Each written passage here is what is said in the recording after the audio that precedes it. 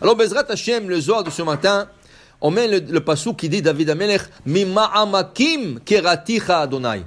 De profondeur, je vous ai appelé Hashem. Mima'amakim. Rien que vous sachiez que avant, il y avait une période où les Ashkénazes, ils construisaient des synagogues comme des stadiums. Ça veut dire la teva était profondément dans la salle et tout le monde s'assoyait sur des bancs, mais qui étaient élevés. Pourquoi? Parce qu'il disait que le Hazan, il doit être dans le point le plus profond de la salle. Alors il faisait ça. Il y avait c'est comme des théâtres. L'Avdil, des théâtres. Il y a une synagogue comme ça ici. Alors pour vous dire, ça c'était comme ça. Pourquoi Mima'amakim Kirati Hashem? Alors il dit ici, Vachitana. On a étudié, dit Rabbi Shimon bar Yochai, tout celui qui prie devant Akadosh Baruch Hu,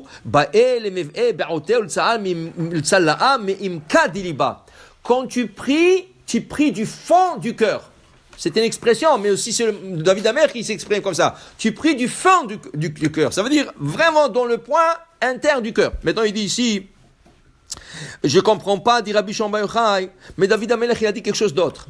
Bechol libi derashticha. Dans le psaume 119, David Amelech dit Bechol libi derashticha. Attends, tu cries pas du cœur, tu cries du fond du cœur. Ça veut dire un point très interne du cœur. Et David Amelech, autre part, il dit Bechol libi, de tout mon cœur je t'appelle, je vous appelle. Okay? Alors, si c'est tout le cœur, c'est pas du fond du cœur. Et si c'est le fond du cœur, c'est pas tout le cœur. Alors il dit, c'est comme une contradiction. Et la chitana, ainsi on a étudié, dit Rabbi Shimon bar Yochai, Kol barnash de ba'i ba'ute kame malka, ba'i lechavana da'ata u'uta mikra dechol ikarin. Il dit ici, tout d'abord, tu dois concentrer tout le cœur vers la question et ce que tu veux demander à Akadosh Baruch Hu. Tu veux demander à Akadosh Baruch Hu refoua.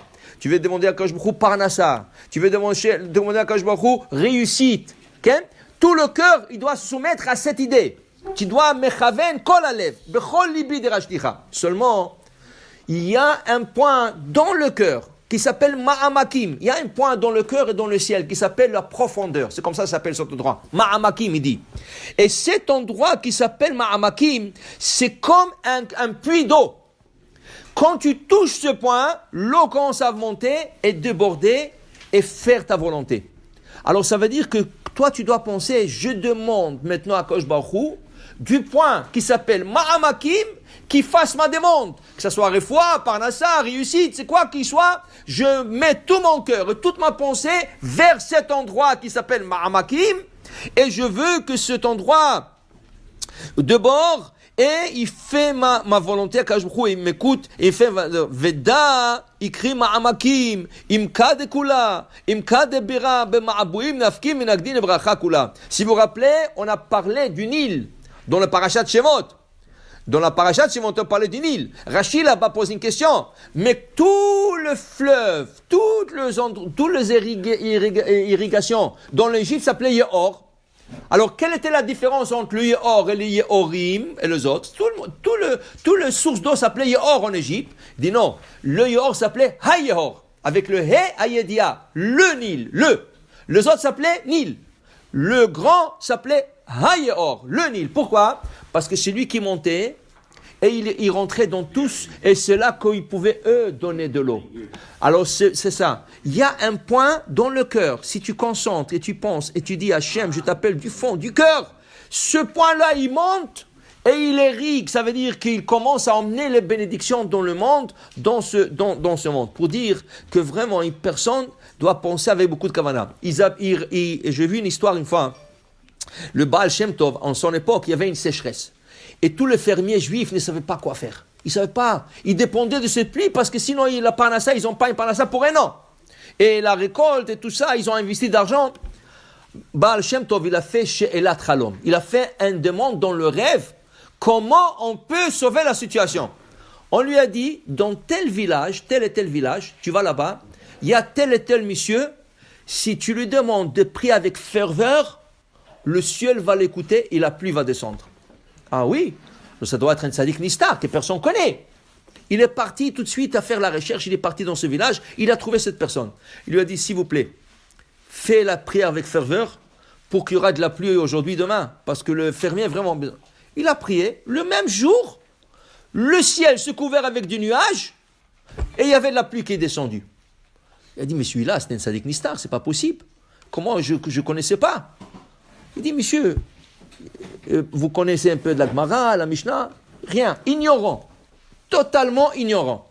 Mais comment le ciel est entré? Il dit, dites-moi, tu as vu que tu as fait la prière et la pluie a commencé à descendre? Il dit, oui. Il dit, quel kavana tu as fait? Il dit, c'est très simple. Dans le schéma, c'est écrit, Vaya, et si vous n'écoutez pas Hachem, Ve'atzar et Hashamaim, Dieu bloquera le ciel. Velo yematar, il n'y aura pas de pluie. Il dit, alors, qu'est-ce que tu as dit là-bas? Il dit, voilà, j'ai dit ça, et applique comme ça. Il dit, mais ça parle de quand je bloque les ciels, c'est pas ça. Il dit, non, pas du tout, c'est pas là. C'est pas ça l'intention dans ce verset. Il dit, alors c'est quoi l'intention? Il a dit, Rabbi, comment on dit en hébreu presser les olives? Comment on dit presser les olives? Otzer. Ken? Otzer et azitim. Otzer, ça ne veut pas dire arrêter seulement. En langage de Mishnah, presser les olives, c'est otzer.